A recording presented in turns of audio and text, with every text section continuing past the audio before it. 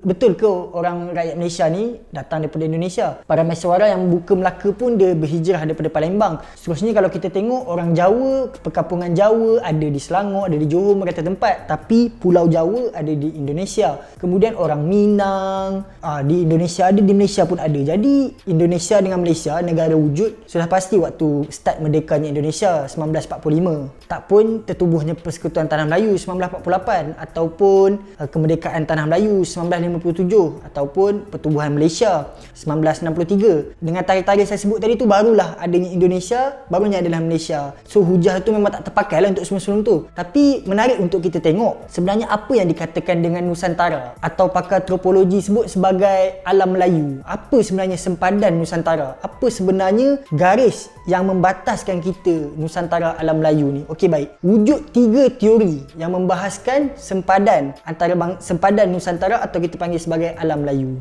Yang mana kalau kita tengok kabur lah orang kata apa, geografi yang membahaskan tentang Nusantara dan juga alam Melayu ni. Okey, baik. Teori pertama diberi nama sebagai teori Wallace Line. Wallace ni saya tak pasti lah sebutan macam mana, tapi dia W-A-L-L-A-C-E, Wallace.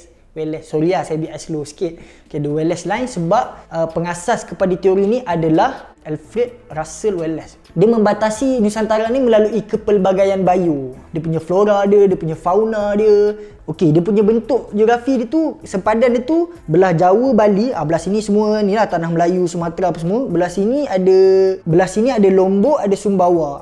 So kemudian yang ke sana tu lah, yang ke New Zealand apa tu, dia berbeza melalui kepelbagaian bio dia. Teori yang kedua dia beri nama teori pentas Sunda. Teori pentas Sunda ni mengikut kepada geografi. Struktur geografi pentas Sunda dia meliputi Jawa, kini Indonesia, Pulau Jawa, Sumatera, Borneo apa semua tu masuk sekali dengan tanah Melayu, sekali semua tu. Okey, yang ketiga ni paling besar. Diberi nama teori linguistik. Kita panggil sebagai bahasa lah. Dia menilai indikator bahasa.